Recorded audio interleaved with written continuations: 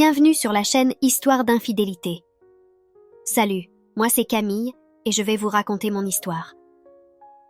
Je me souviens encore de la douceur de la brise chaude sur ma peau, du soleil qui se couchait à l'horizon, inondant tout d'une lueur dorée.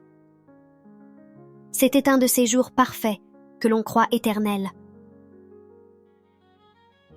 Laurent et moi avions passé l'après-midi au bord du lac, à parler de notre avenir, de nos rêves et projets qui semblaient si tangibles, si proches.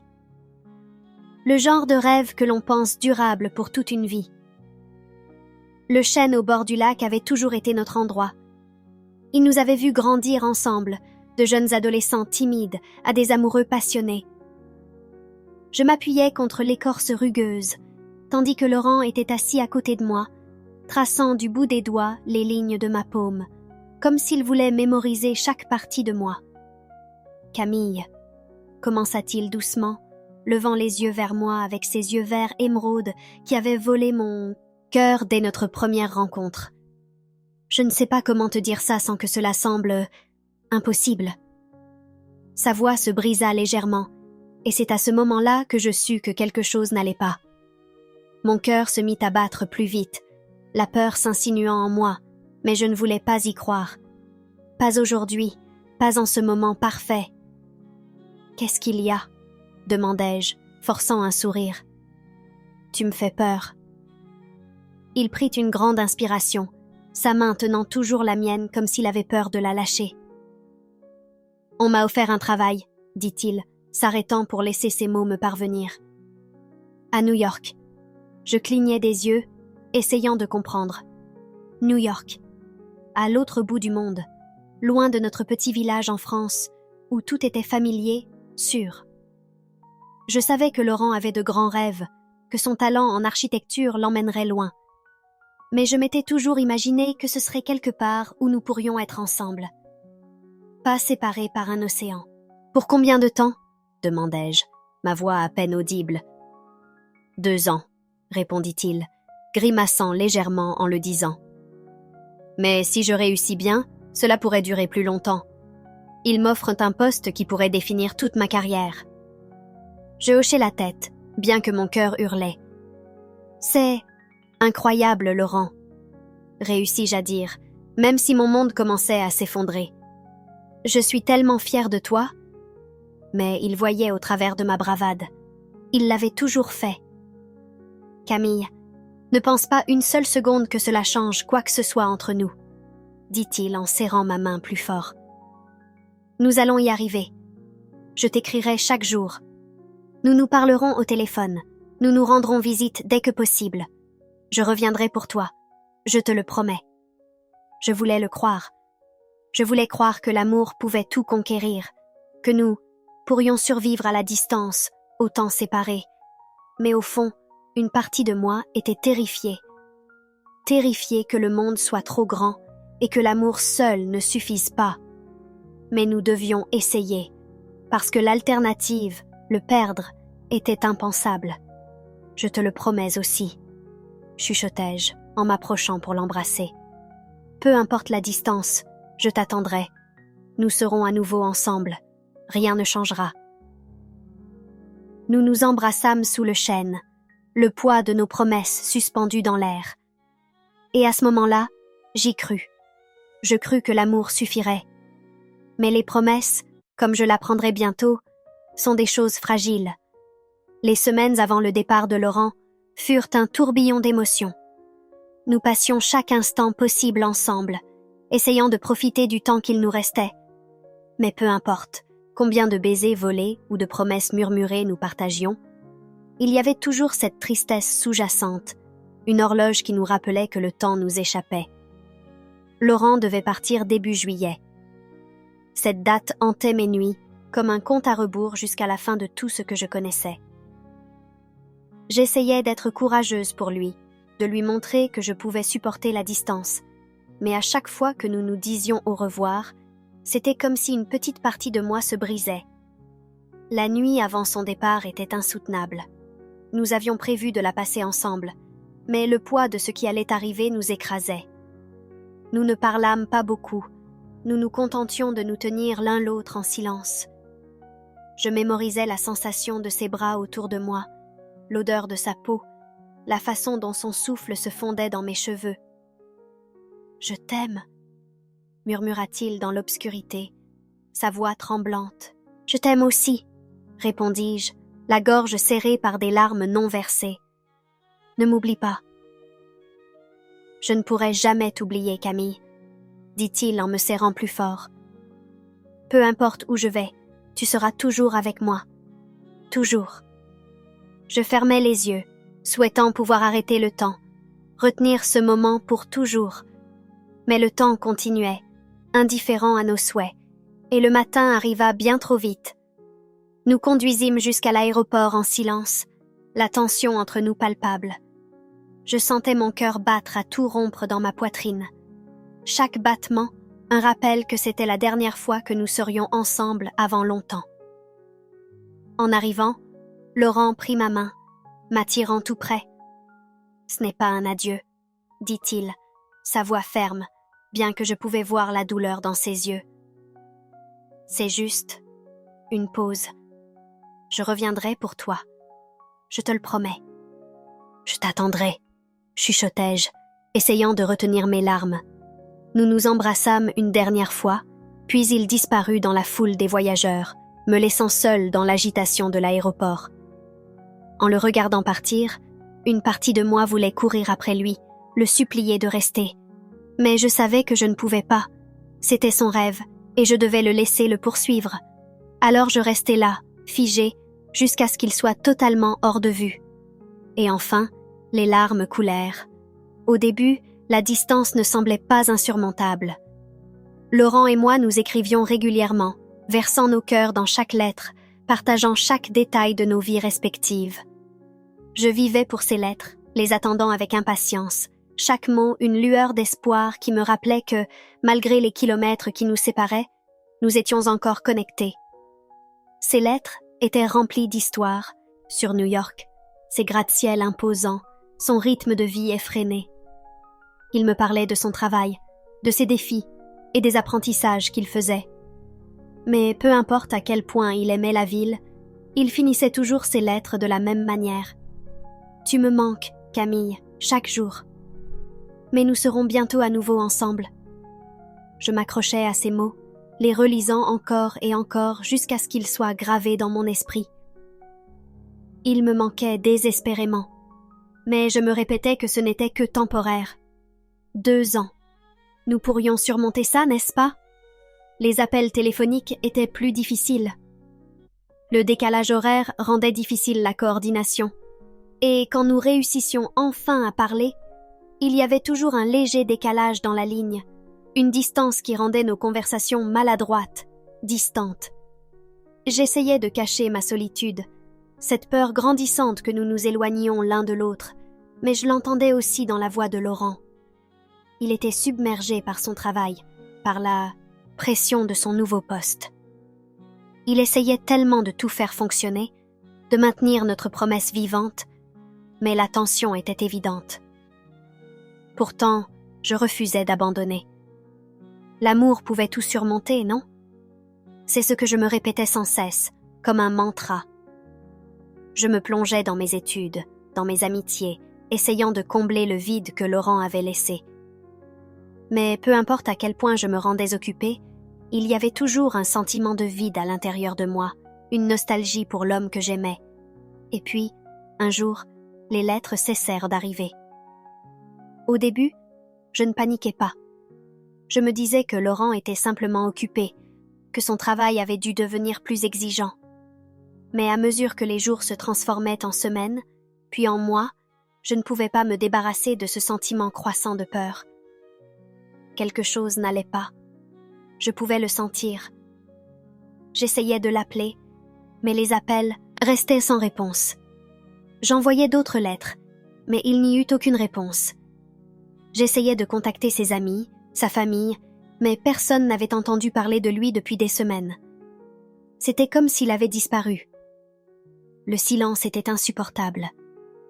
J'avais l'impression de perdre la tête, consumée par l'inquiétude et le doute. Lui était-il arrivé quelque chose? Avait-il décidé de passer à autre chose sans m'en parler? L'incertitude me rongeait jour et nuit. Je tentais de me distraire, de me plonger dans mes études et mes amitiés, mais rien ne fonctionnait. Partout où j'allais, je voyais des souvenirs de Laurent, des endroits où nous étions allés ensemble, des choses dont nous avions parlé, des rêves que nous avions partagés. C'était une torture, un rappel constant de l'amour que j'avais perdu. Je passais des heures sous le chêne, notre arbre, à regarder le lac, espérant qu'il reviendrait vers moi. Mais il ne le fit jamais. Et puis, un jour, je reçus une lettre. Mais ce n'était pas de Laurent. La lettre venait de la mère de Laurent, Marie.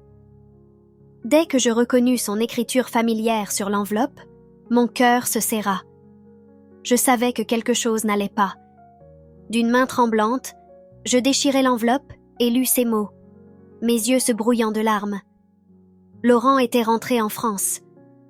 Il était revenu dans notre village, mais il ne m'avait pas contacté. Au lieu de cela, il était allé voir sa famille et restait avec eux à la campagne. Marie écrivait qu'il semblait différent, distant, comme si quelque chose en lui avait changé pendant son séjour à New York.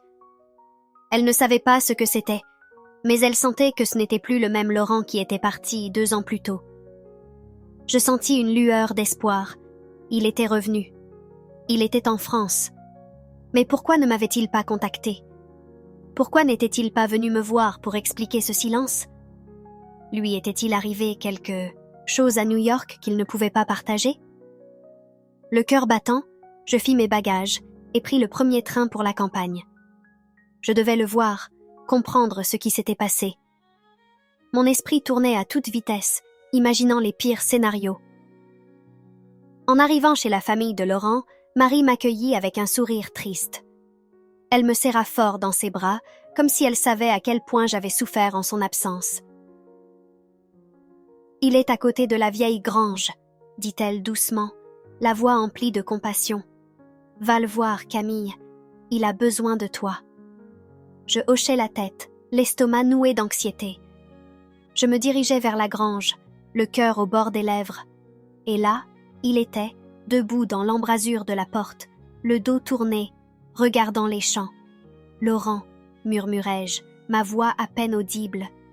Il se retourna lentement, et quand nos regards se croisèrent, mon cœur se brisa.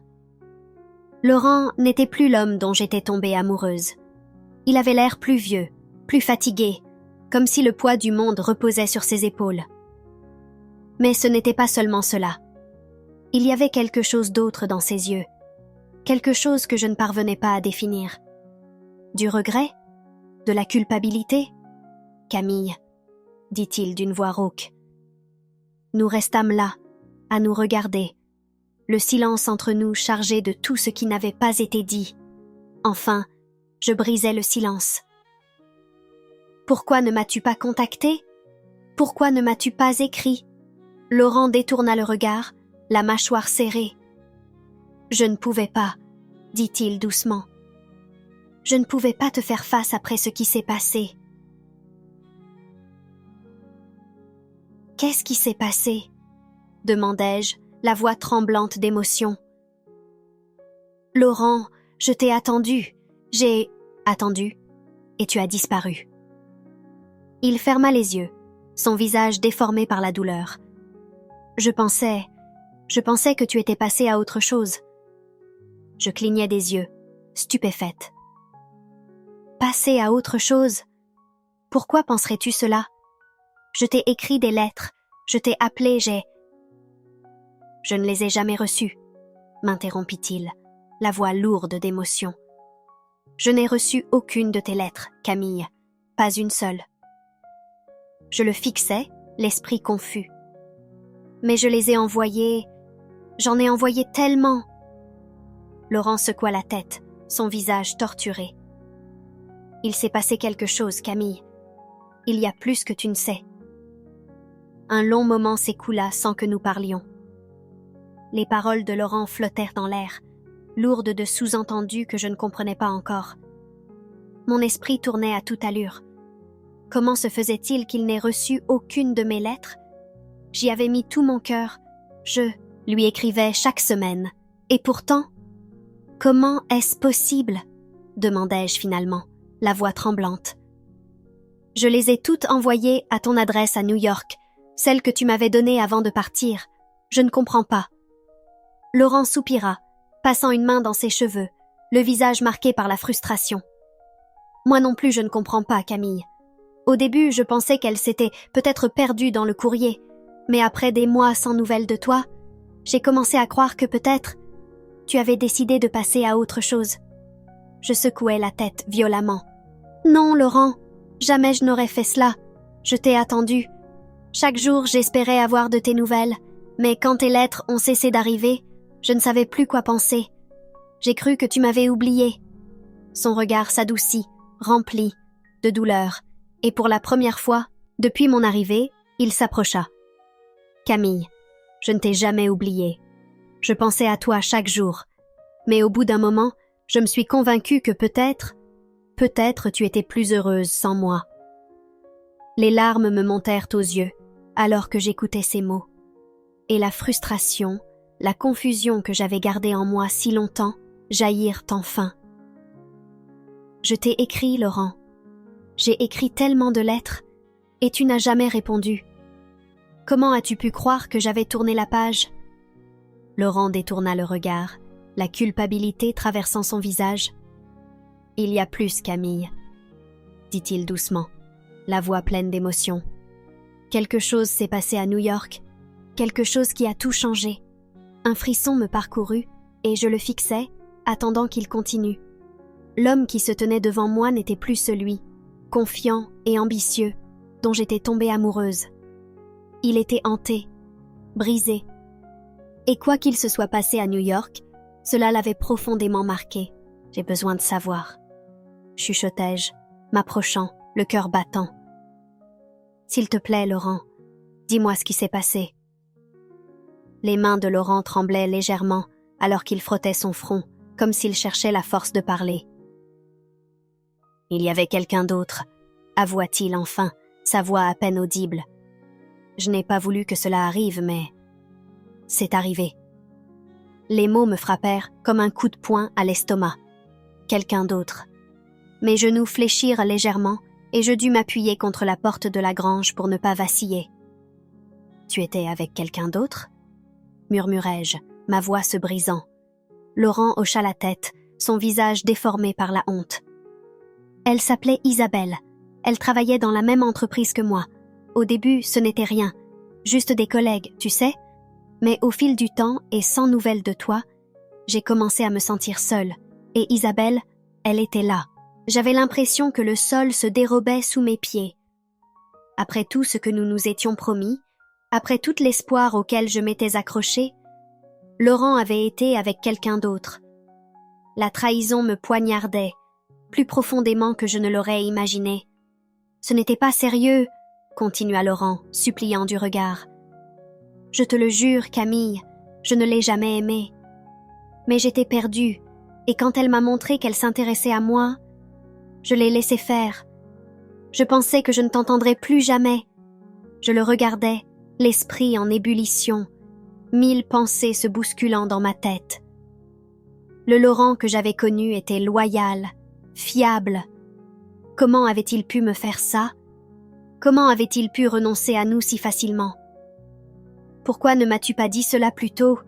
demandai-je, la voix à peine audible. « Parce que j'avais honte, » avoua-t-il, ses yeux pleins de culpabilité. « Quand ?» J'ai réalisé mon erreur, c'était déjà trop tard. J'avais mis fin à tout avec Isabelle, mais je ne pouvais pas me résoudre à te faire face. Je ne savais pas comment t'expliquer, comment te dire que je t'avais trahi.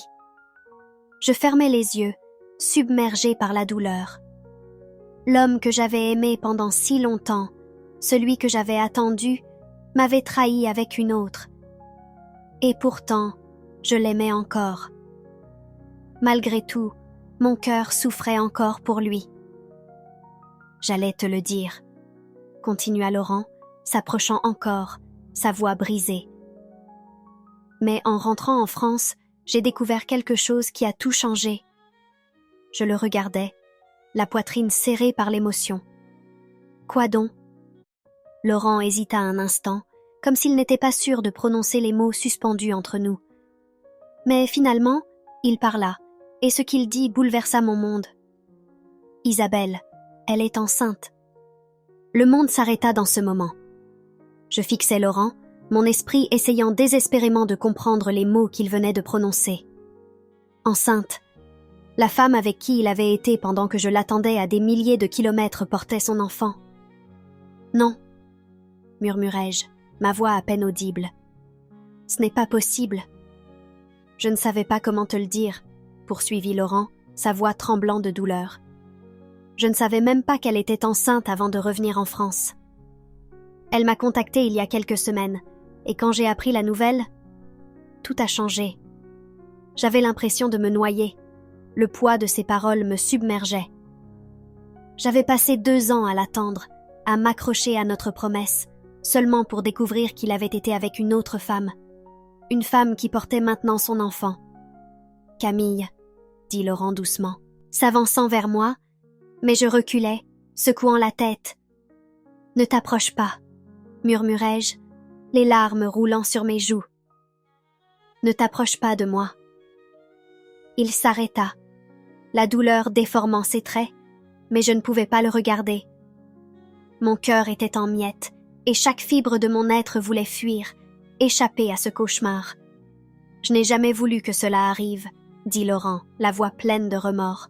« J'ai fait une erreur, Camille, une terrible erreur, mais je te jure que je ne t'ai jamais oublié, pas une seule seconde. »« Comment peux-tu dire ça ?» demandai-je, la voix tremblante de colère et de chagrin. « Comment peux-tu dire que tu m'aimais encore, alors que tu étais avec elle ?»« Je ne sais pas, » avoua-t-il, les larmes aux yeux. « Je n'ai pas les réponses.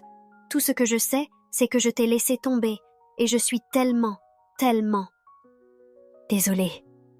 Je détournai les yeux, ma poitrine secouée par des sanglots que je tentais de réprimer. Ce n'était pas seulement la trahison qui me faisait souffrir, c'était la réalisation que j'avais bâtie toute ma vie autour de lui, autour de notre avenir ensemble. Et maintenant, tout cela s'effondrait. « Qu'est-ce que tu vas faire maintenant ?» demandai-je, ma voix à peine audible. « Tu vas rester avec elle? Avec Isabelle ?»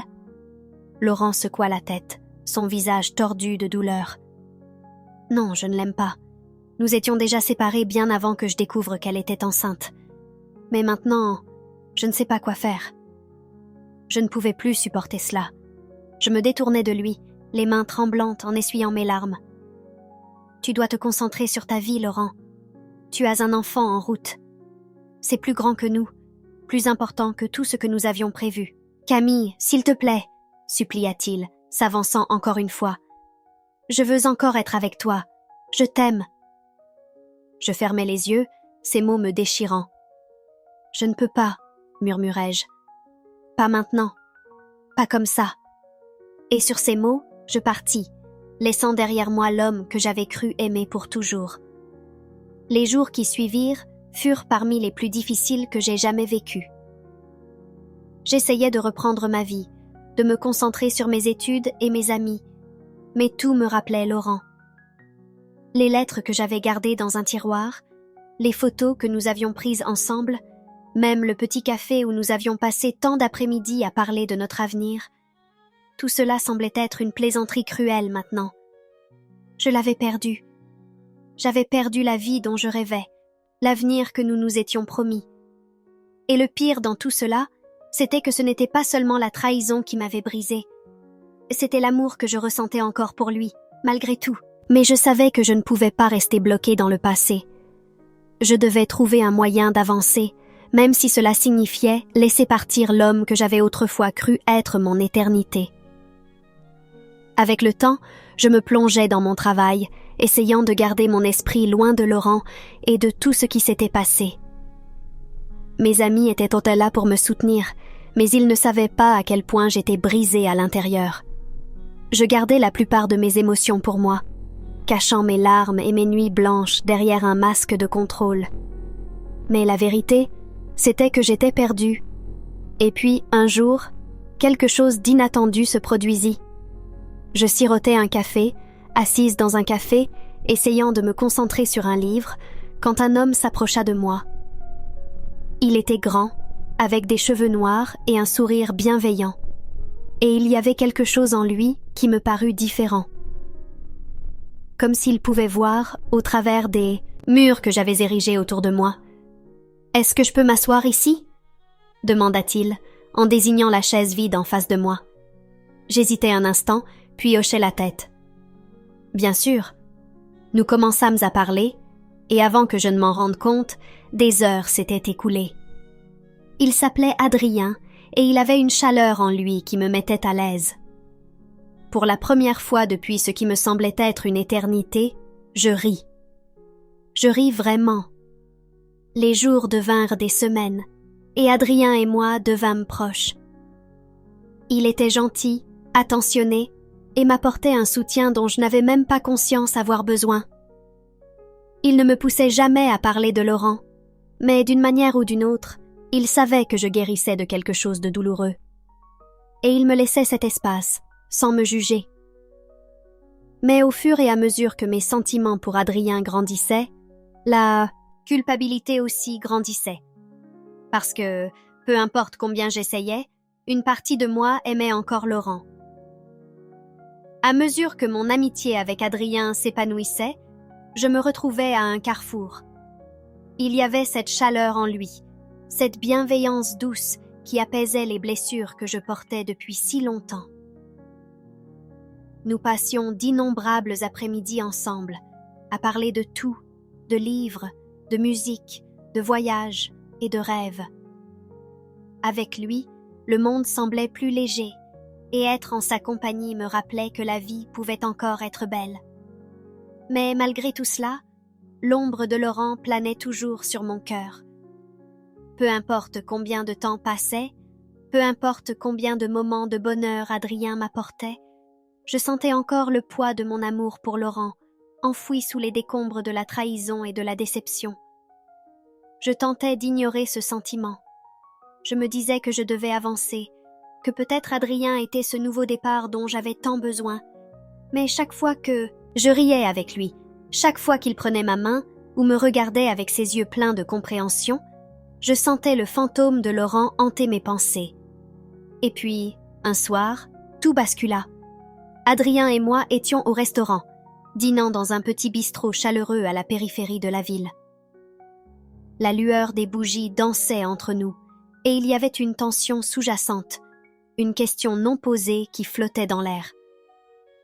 Je pouvais le voir dans le regard d'Adrien, un regard empreint de quelque chose de plus profond que l'amitié. Je savais ce qui allait arriver. Je pouvais le sentir dans la façon dont ses doigts effleuraient les miens lorsqu'il attrapait son verre, dans la façon dont il se rapprochait un peu plus chaque fois que nous parlions. Une partie de moi le voulait laisser le passé derrière et plonger dans quelque chose de nouveau, quelque chose de sûr. Mais une autre partie de moi, peut-être celle qui était la plus blessée, restait accrochée à Laurent. « Camille », dit Adrien doucement, posant son verre et me regardant avec une intensité nouvelle. « Il y a quelque chose que j'aimerais te dire. » Je déglutis, mon cœur battant à tout rompre. « Qu'est-ce que c'est ?» Il tendit la main et prit la mienne.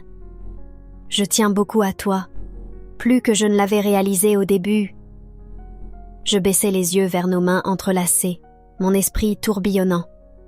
Je voulais dire quelque chose, mais les mots restaient coincés dans ma gorge. Adrien continua, sa voix basse et sincère. « Je sais que tu as traversé beaucoup de choses, et je ne veux pas te presser. Mais je ne peux pas m'empêcher de ressentir ce que je ressens. Je suis en train de tomber amoureux de toi, Camille. Et j'ai besoin de savoir s'il y a une place pour moi dans ta vie. » Ces mots restèrent suspendus dans l'air, et pendant un moment, tout ce que j'entendais, c'était le battement de mon propre cœur. C'était là, le moment que je redoutais et espérais en même temps.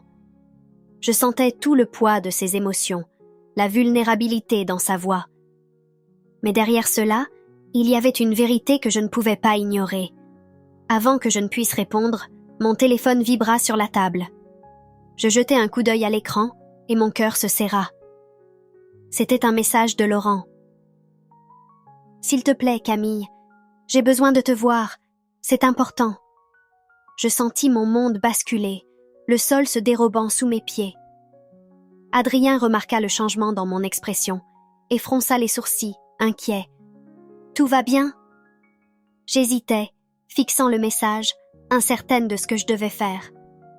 Enfin, je levai les yeux vers Adrien, la voix légèrement tremblante. « C'est Laurent. » Son nom sembla le frapper comme un coup. Il hocha lentement la tête, son visage se fermant. « Je vois. » Pendant un long moment, nous restâmes silencieux. Adrien ne dit rien, mais je pouvais sentir la tension entre nous, lourde et non exprimée.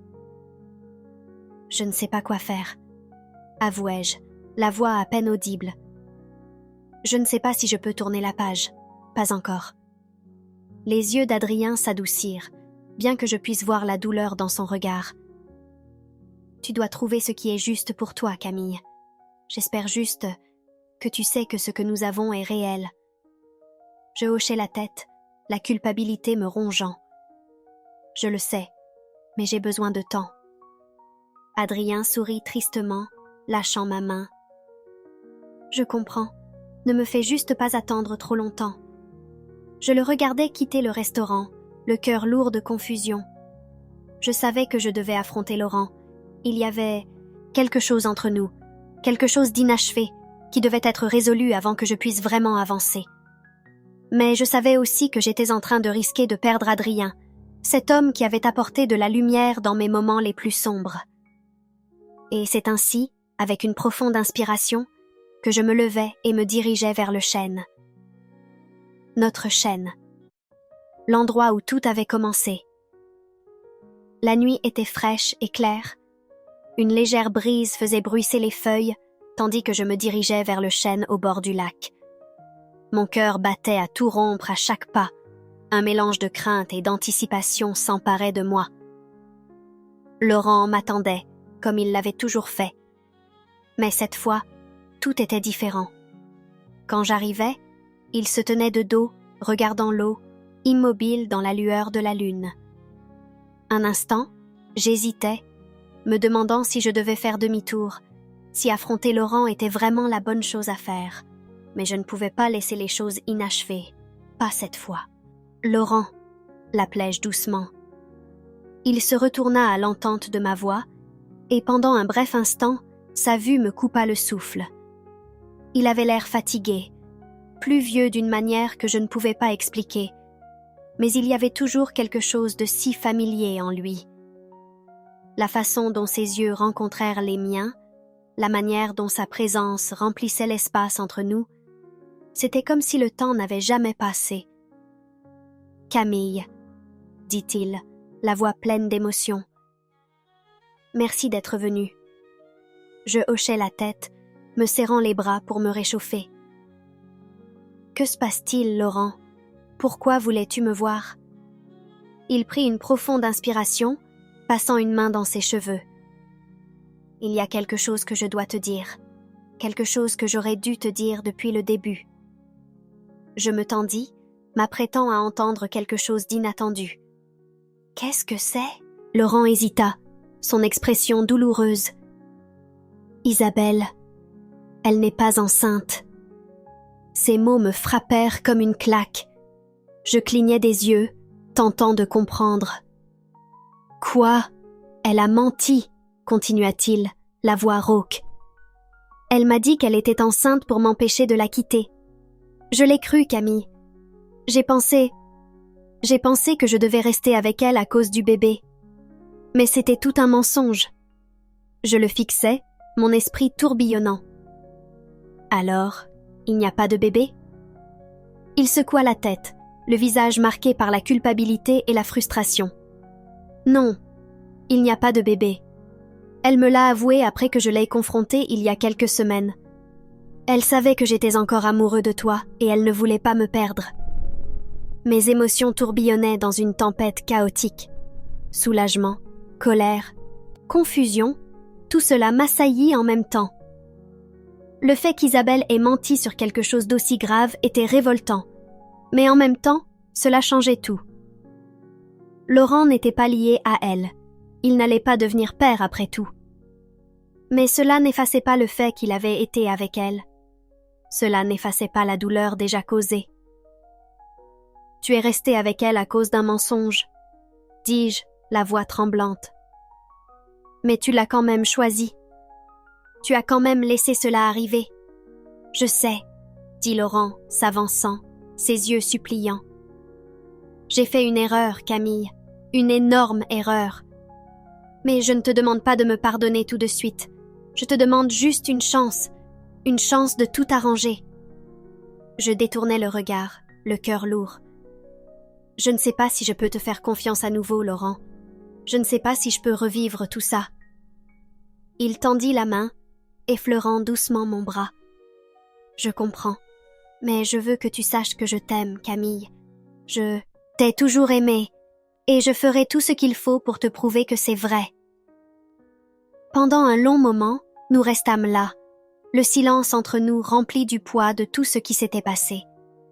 Une partie de moi voulait le croire, voulait retomber dans le confort de l'amour que nous avions partagé.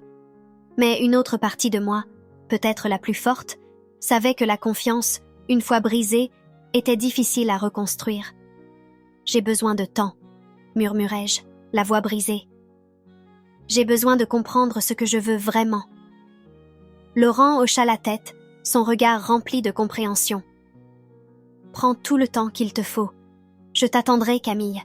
Peu importe combien de temps cela prendra. » Alors que je m'éloignais du chêne cette nuit-là, je réalisais quelque chose d'important. Je n'étais plus la même fille qui avait fait cette promesse sous les branches tant d'années auparavant. J'avais changé, grandi. Et maintenant, je devais décider à quoi ressemblerait mon avenir, si cet avenir incluait Laurent ou non. Les semaines suivantes furent un tourbillon d'émotions, chaque jour une lutte entre mon cœur et mon esprit. Adrien m'avait laissé de l'espace, bien qu'il attendait, en silence, une réponse à la question qui pesait sur nous. Je passais des heures à marcher dans le village, essayant de vider mon esprit, mais peu importe la distance que je parcourais, le poids de la décision m'écrasait. Laurent avait été mon premier amour, mon tout. Mais il m'avait aussi blessée, brisé ma confiance. Pourrions-nous jamais retrouver ce que nous avions perdu? Et puis il y avait Adrien, stable, gentil et patient. Il n'avait pas l'histoire que Laurent et moi partagions, mais peut-être que c'était une bonne chose. Il représentait quelque chose de nouveau, de non entaché par le passé. Avec lui, je pouvais repartir à zéro, laisser derrière moi la douleur et la confusion qui avaient marqué tant de mon histoire avec Laurent. Mais est-ce que je l'aimais vraiment? Je n'en étais pas sûre. Et c'était ça, le problème. Un soir, après une autre de mes longues promenades, je me retrouvais à nouveau au café où Adrien et moi nous étions rencontrés pour la première fois. Le lieu était presque vide, le soleil se couchant dehors, projetant une douce lumière sur les tables. Je m'assis dans un coin tranquille, le cœur lourd d'indécision. Alors que j'étais perdue dans mes pensées, la porte s'ouvrit et Adrien entra. Nos regards se croisèrent à travers la pièce, et je pus lire la question dans ses yeux, cette question qu'il n'avait pas encore posée, mais que je savais être là depuis des semaines. Il s'approcha lentement, s'asseyant en face de moi, son expression indéchiffrable. « Camille, » dit-il doucement, « je t'ai laissé de l'espace, comme tu me l'as demandé. Mais j'ai besoin de savoir. Où en sommes-nous » Je baissai les yeux sur la table, l'estomac noué. « Adrien, je ne sais pas. » Il hocha la tête, son visage calme, mais je pouvais voir la douleur dans ses yeux. « Je comprends. Mais j'ai besoin que tu sois honnête avec moi, Camille. As-tu encore des sentiments pour Laurent ?» La question resta suspendue dans l'air, et pendant un long moment, je ne répondis pas. Enfin, je levai les yeux vers lui, le cœur brisé. Je ne sais pas si je peux le laisser partir. Adrien soupira, se penchant en arrière sur sa chaise, la mâchoire serrée. Je ne peux pas rivaliser avec ton passé, Camille. Je le sais, mais je pensais, peut-être que nous pourrions construire quelque chose de nouveau ensemble. Nous pourrions, chuchotai-je, la voix tremblante. Mais je ne sais pas si c'est juste pour toi. Je ne sais pas si je suis prête. Adrien détourna le regard, son expression marquée par la douleur. Je t'ai attendu, Camille, mais je ne peux pas t'attendre éternellement. Je hochai la tête, les larmes me montant aux yeux. Je le sais. Le silence s'étira entre nous, lourd de mots non prononcés. Enfin, Adrien se leva, le visage empreint de tristesse. Je tiens beaucoup à toi, Camille. Mais je ne peux pas être le deuxième choix dans ton cœur. Si tu choisis Laurent, alors j'espère qu'il te rendra heureuse. Mais si un jour tu décides que tu veux quelque chose de réel, quelque chose de nouveau, tu sais où me trouver. Et sur ces mots, il quitta le café, me laissant une fois de plus seule avec mes pensées. Si vous avez aimé cette histoire de trahison, n'oubliez pas de liker, de commenter et de vous abonner à la chaîne.